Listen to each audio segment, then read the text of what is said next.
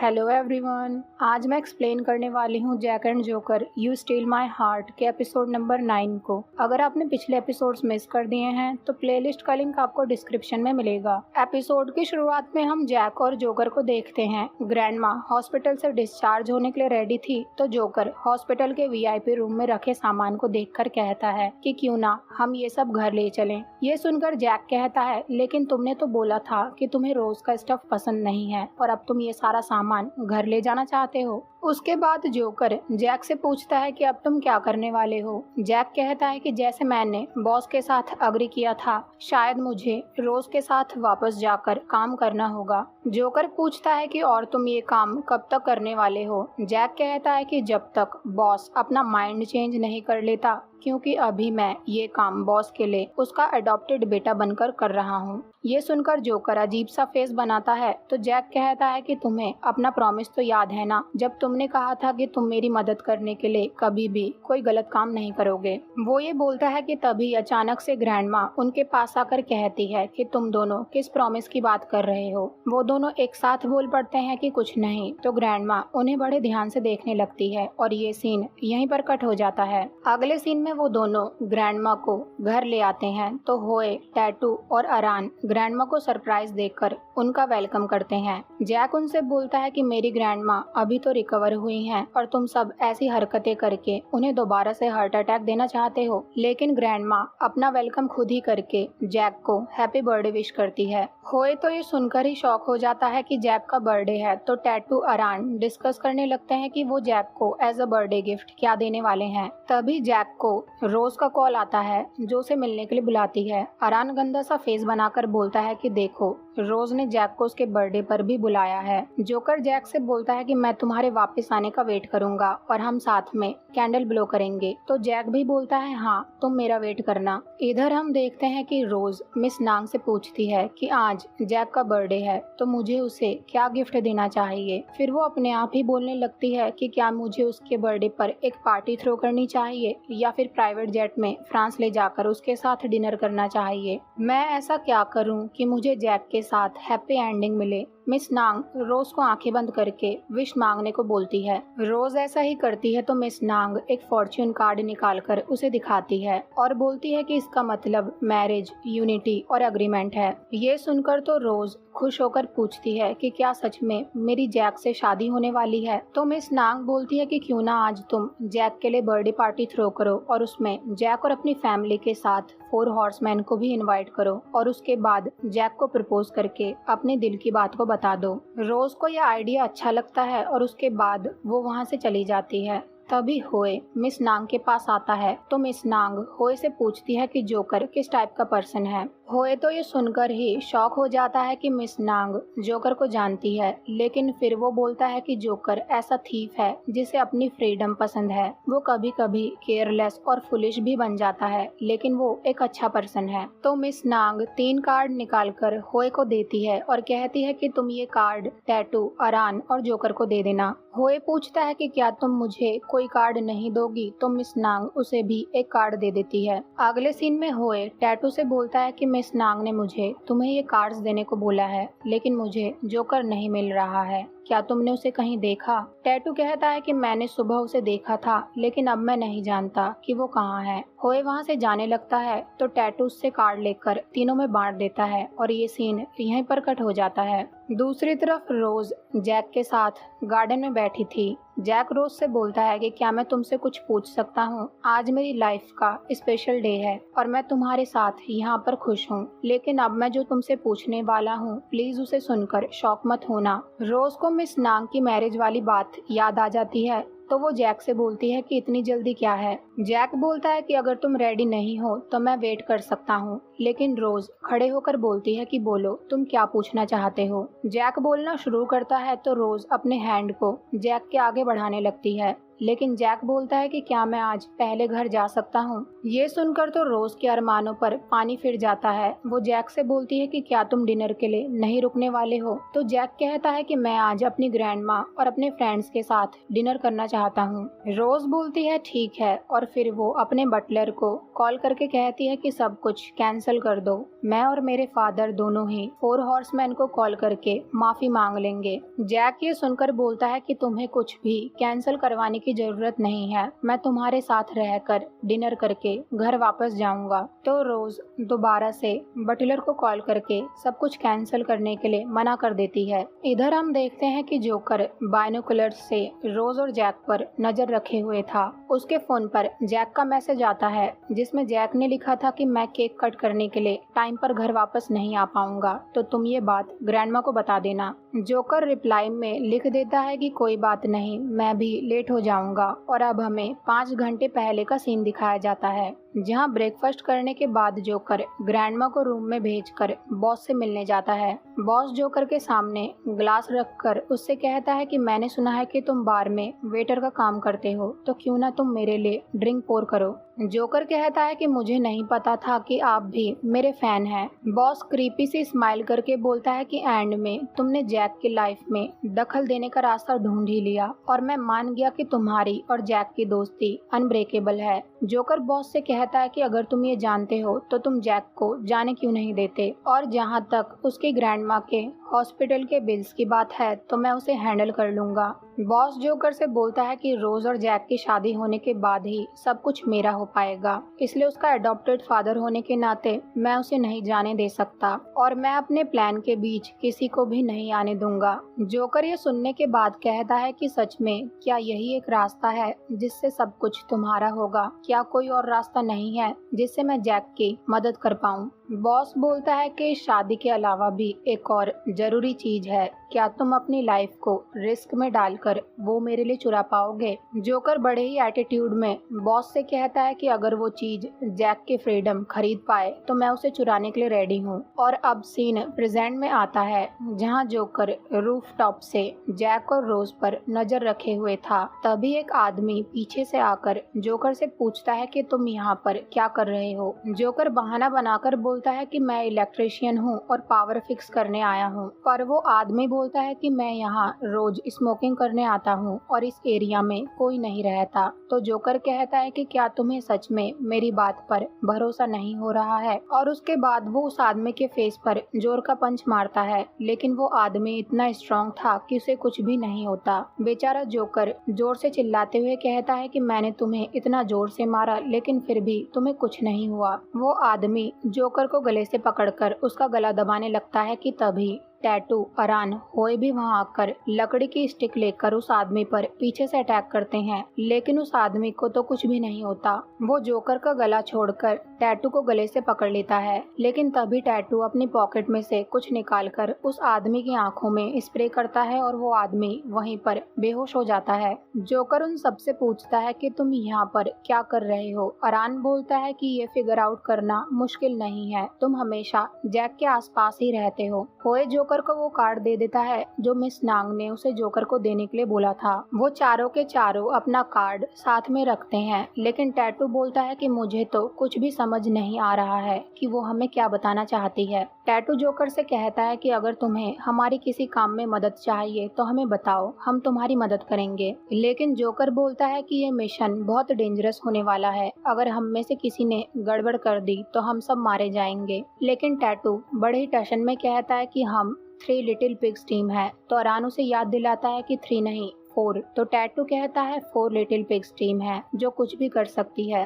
Aran joker से बोलता है कि अगर थोड़ी देर पहले हम तुम्हें इस आदमी से नहीं बचाते तो तुम अभी तक भगवान को प्यारे हो गए होते। जोकर बोलता है ठीक है, और फिर वो उन्हें अपने प्लान में शामिल कर लेता है। वो बोलता है कि ये हमारा लास्ट मिशन होने वाला है और इस मिशन का नाम ब्रिंग बेब्स बैक होगा। होए को अभी तक कुछ भी समझ नहीं आया था, तो वो उनसे पूछता है कि वैसे हम करने क्या वाले हैं। तो टैटू से बताता है कि हम रोज के घर को लूटने वाले हैं। होए तो ये बात सुनकर वहाँ से वापस जाने लगता है, लेकिन टैटू से जबरदस्ती पकड़कर वहाँ से जाने नहीं देता। और अब फाइनली शुरू होता है ये मिशन, जहाँ टैटू डिलीवरी मैन बनकर रोज के घर में पार्टी में यूज होने वाली चीजों को डिलीवर करने जाता है। उसके टी शर्ट पर उसने एक छोटा सा कैमरा लगा रखा था जिससे अरान लैपटॉप पर आगे का रास्ता देख रहा था। तो बेसिकली अरान रोज के घर में काफी बार विजिट कर चुका है, तो वो टैटू को रास्ता बता रहा था। था। सिक्योरिटी गार्ड सामान चेक करके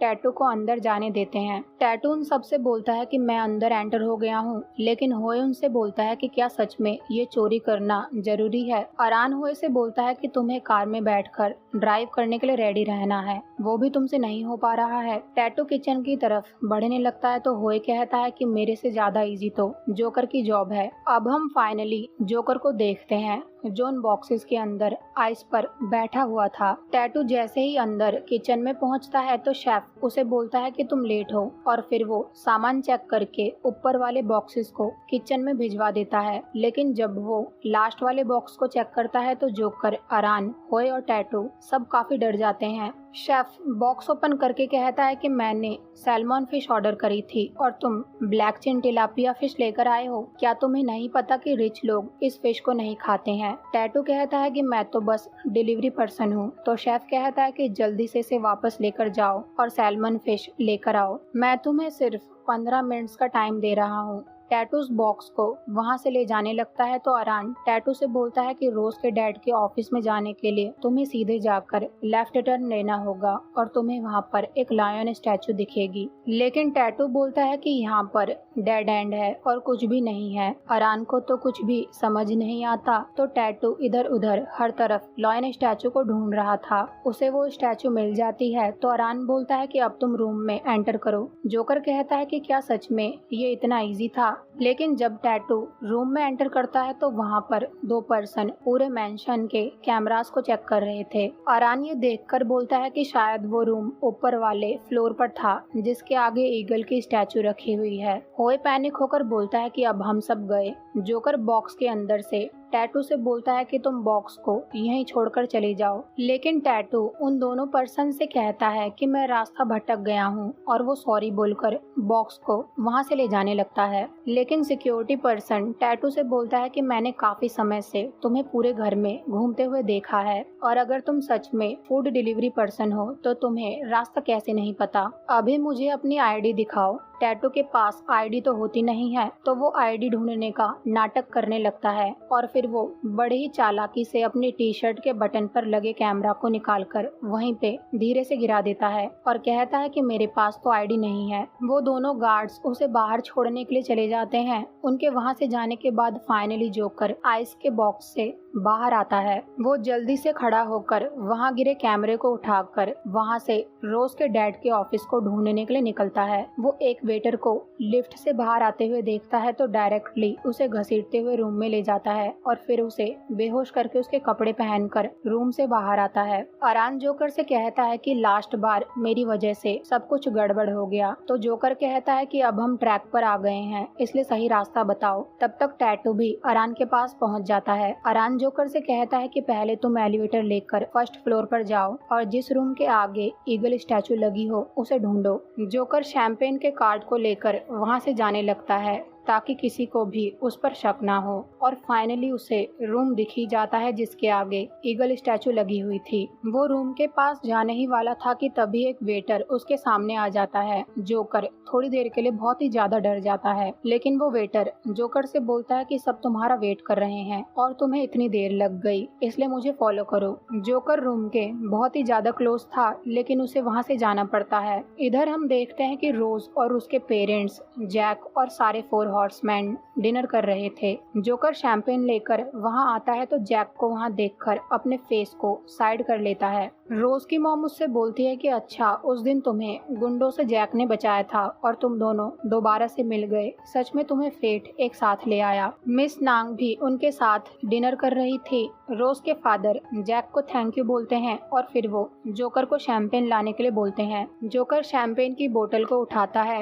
लेकिन वो उसे ओपन ही नहीं करनी आती थी। वो अरान से पूछता है कि इसे ओपन कैसे करते हैं तो अरान बोलता है कि ये तो मुझे भी नहीं पता। सब शैंपेन के आने का वेट कर रहे थे लेकिन जोकर से शैंपेन खुलती तो है पर वो मिस नांग और वहाँ बैठी एक लेडी पर स्प्लैश हो जाती है। जोकर उनसे माफी मांगने लगता है तो वो लेडी कहती है कि मेरे शूज अब गीले हो गए हैं इसलिए इन्हें अभी साफ करो। जैक को ये देखकर बुरा लगता है लेकिन रोज उसे कुछ भी बोलने से रोक देती है। जोकर को ना चाहते हुए भी उस लेडी के शूज साफ करने पड़ते हैं। मुंह पर मास्क लगे होने की वजह से जैक जोकर को नहीं पहचान पाता। रोज के फादर उस लेडी से बोलते हैं कि हमारा स्टाफ कभी भी ऐसी गलती नहीं करता, लेकिन आप इसे एक्सीडेंट समझकर भूल जाना और अपसेट मत होना। मिस नांग अपने कपड़े चेंज करने के लिए वहां से चली जाती है। वो सब बात करने में दोबारा से बिजी हो जाते हैं तो जोकर वहां से खिसक लेता है। तब तक दूसरा वेटर जैक का बर्थडे केक लेकर वहां आ जाता है। दूसरी तरफ जोकर भागते हुए उस रूम तक पहुंच जाता है।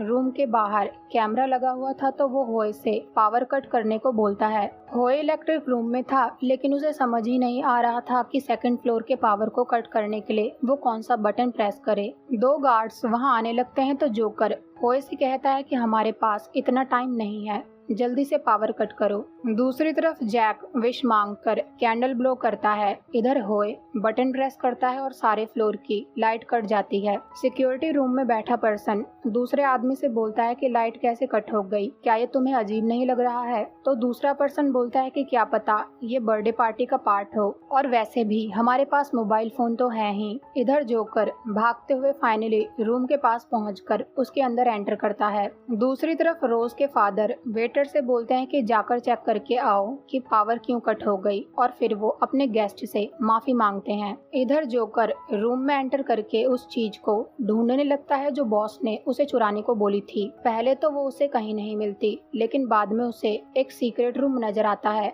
वो जाकर उस रूम में एंटर करता है और अब हमें वो चीज दिखाई जाती है जो कि एक रिंग थी। वो सब रिंग को देखकर बहुत खुश हो रहे थे, लेकिन वो अभी लेजर प्रोटेक्शन में थी। टैटू कहता है क्या सच में अगर मुझे ये रिंग मिल जाए तो क्या मेरी हर विश पूरी हो जाएगी? वो सब के सब कुछ ना कुछ बोलने लगते हैं तो जोकर उनसे बोलता है कि ये रिंग जैक के लिए है। तभी उसे वहाँ किसी के आने की आवाज आती है तो वो वहाँ के क्लोजेट में छुप जाता है। रोज जैक को लेकर उस रूम में आती है और कहती है कि ये वही रिंग है जिसके बारे में मेरे डैड अभी डिस्कस कर रहे थे, और एक दिन जब मेरी शादी हो जाएगी तो ये रिंग मेरे हस्बैंड को मिल जाएगी ताकि वो लॉज में चेंज लाकर कम्युनिटी को डेवलप करे। इसलिए मैं चाहती हूँ कि ये रिंग तुम्हारी हो। और फिर वो जैक को प्रपोज करके पूछती है कि क्या तुम मेरे बॉयफ्रेंड बनोगे? जोकर, अरान, टैटू और होए सब उनकी बात सुन रहे थे। जैक रोज से बोलता है कि मुझे खुशी हुई कि तुम मेरे साथ रहना चाहती हो, और थैंक यू सो मच कि तुमने मुझे आज डिनर पर इनवाइट किया।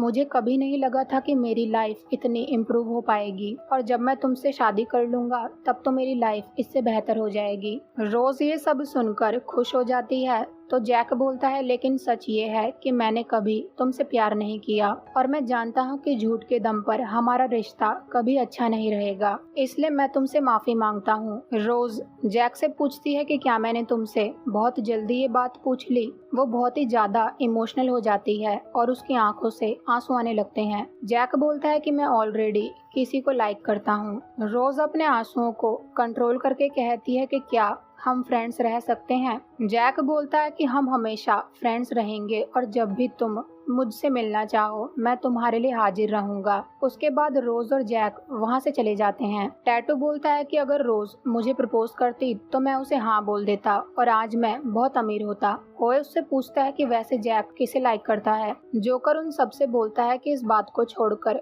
मिशन पर ध्यान दो, और फिर वो क्लोजेट से बाहर आकर उस रिंग को निकालने का कोड अरान से पूछता है। वहाँ पर बहुत सारे सिंबल्स बने हुए थे तो जैक स्क्वायर बनाकर ट्राई करता है, लेकिन काम नहीं बनता। होए को कोड के बारे में पता चल जाता है और अब हमें दिखाया जाता है कि असल में मिस नांग ने वो कार्ड होए को इसलिए दिए थे क्योंकि उन चारों कार्ड को मिलाकर उस रिंग को निकालने का सिंबल स्टार बन रहा था, जो कि कार्ड्स की बैक साइड पर था। होए जोकर को स्टार बनाकर चेक करने को बोलता है। जोकर स्टार का सिंबल बनाता है और रिंग लेजर प्रोटेक्शन से हट जाती है। टैटू तो खुश होकर आरान को गले लगा लेता है और फाइनली जोकर वो रिंग लेकर वहाँ से बाहर आता है। इधर रोज के डैड कहते हैं कि सैल्मन फिश अभी तक सर्व क्यों नहीं हुई और पावर कट कैसे हो गई। तब तक एक वेटर उस वेटर को लेकर आता है जिसे जोकर ने बेहोश करके उसके कपड़े चुरा लिए थे। वेटर बोलता है कि कोई बाहर का आदमी इस मैंशन में वेटर के भेष में घूम रहा है। रोज की मॉम भागते हुए रोज के डैड के पास आकर बोलती है कि रिंग कमरे से गायब है। रोज के डैड सबको ऑर्डर देते हैं कि इस घर से कोई भी बाहर न जा पाए। हर रूम हर पर्सन की अच्छे से तलाशी लो। इधर जोकर रूम से बाहर आ जाता है तो लाइट खुद ब खुद वापस आ जाती है। होए जोकर से बोलता है कि जल्दी जाकर कपड़े चेंज करो, सारे गार्ड्स इकट्ठा होकर तुम्हें ढूंढ रहे हैं। लेकिन जोकर बोलता है कि यहाँ पर ज्यादा गेस्ट नहीं आए हैं और वो मुझे आसानी से पहचान लेंगे, इसलिए ध्यान से सुनो। अगर मैं टाइम से बाहर नहीं आ पाया तो मैं रिंग को यहीं पर छोड़ दूंगा और तुम मिस नांग के साथ जब यहाँ काम से आओगे तो उस रिंग को चुपके से साथ ले जाना। गार्ड्स जोकर को सेकंड फ्लोर पर देख लेते हैं तो वो उनसे बचकर एलिवेटर लेकर वहाँ से भागता है। टैटू जोकर की मदद करने के लिए वहाँ से जाने लगता है तो अरान उसे रोककर बोलता है कि उसे अपना मिशन खुद पूरा करना होगा। अगर तुम पकड़े गए तो सबके सब मरेंगे। जोकर उन सब से बचता हुआ एक रूम में आकर डोर क्लोज कर देता है। वो हर तरफ रोज की फोटो को देखता है और उसे पता चलता है कि वो रोज के रूम में आ गया है। बाहर से गार्ड्स उसे डोर खोलने के लिए बोलते हैं और अब रूम के अंदर से इस गेम की असली खिलाड़ी मिस नांग निकल कर आती है। जोकर शॉक होकर मिस नांग से पूछता है कि क्या ये सब तुम्हारे प्लान का हिस्सा था। बाहर से गार्ड्स दरवाजा तोड़ने लगते हैं तो मिस नांग जोकर को अंदर जाकर छुपने के लिए बोलती है और जैसे ही सिक्योरिटी गार्ड डोर ओपन करते हैं तो मिस नांग अपना बाथरोब निकालकर बिना कपड़ों के वहां पर खड़ी थी। वो जानबूझकर जोर से चिल्लाती है तो सिक्योरिटी गार्ड नीचे फेस करके मिस नांग से बोलते हैं कि मास्टर की रिंग खो गई है, इसलिए हमें हर रूम की तलाशी लेनी है। मिस नांग उनसे बोलती है कि जाओ जाकर तलाशी ले लो। तभी उन दोनों गार्ड्स को इंफॉर्मेशन मिलती है कि दूसरी बिल्डिंग की रूफ पर कोई सस्पिशियस पर्सन देखा गया है, इसलिए जल्दी से रूफ पर पहुंचो। तो गार्ड्स मिस नांग को सॉरी बोलकर वहां से चले जाते हैं। मिस नांग तुरंत अपना बाथरोब पहनकर जोकर को बाहर आने को बोलती है।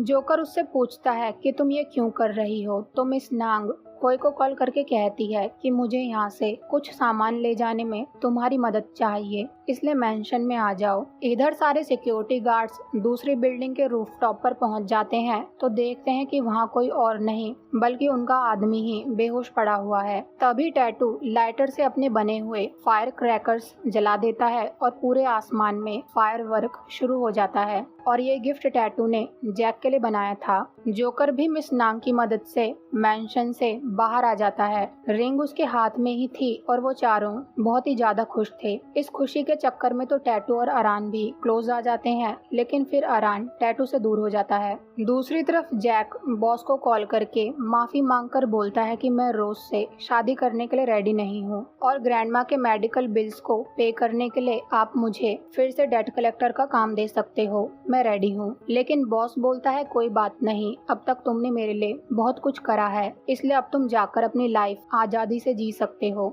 जैक बॉस को थैंक्स बोलकर फोन कट कर देता है और फिर वो आसमान की तरफ फायरवर्क्स देखकर स्माइल करता है। रात के समय जोकर घर वापस आता है तो जैक ड्रिंक कर रहा था। वो जोकर को देखकर बोलता है कि तुम बहुत ज्यादा थके हुए नजर आ रहे हो। जोकर कहता है हाँ, आज तो काम ने मुझे मार ही डाला था। जोकर बाथरूम का बहाना बनाकर वहाँ से चला जाता है और थोड़ी देर बाद चीफ डम्पलिंग्स के ऊपर कैंडल रखकर जैक को बर्थडे विश करके विश मांगने को बोलता है। जैक कहता है कि जो विश मैंने लास्ट टाइम मांगी थी वो पूरी हो गई है। फाइनली मुझे इस बार बॉस से छुटकारा मिल गया है। जोकर उससे पूछता है कि ये कैसे हुआ, तो जैक कहता है कि ये तो मुझे भी नहीं समझ आ रहा है और मेरे पास कोई और विश नहीं है, तो तुम मेरे लिए विश मांगो। जोकर बोलता है कि मैंने ऑलरेडी विश मांगी हुई है और वो पूरी भी होने वाली है और फिर वो दोनों साथ में कैंडल ब्लो करते हैं। जैक जोकर को बताता है कि आज रोज ने मुझे अपना बॉयफ्रेंड बनने के लिए पूछा, लेकिन मैंने उसे मना कर दिया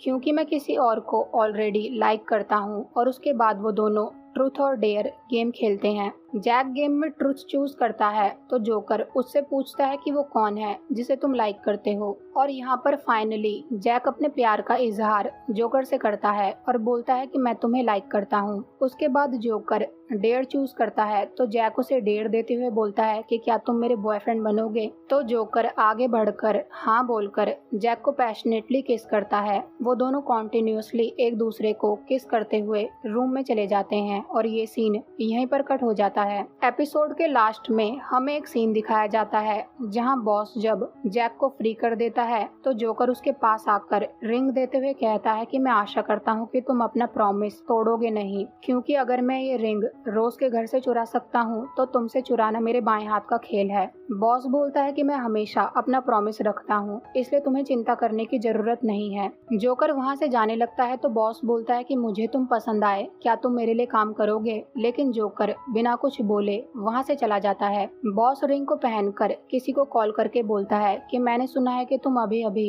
जेल से बाहर आए हो और अनएम्प्लॉयड घूम रहे हो। मेरे पास तुम्हारे लिए एक जॉब है जिसमें तुम्हें गंदगी को साफ करना है। वो पर्सन बोलता है कि मुझे भी ऐसा काम बहुत पसंद है और ये एपिसोड यहीं पर एंड हो जाता है। Thank you so much for watching.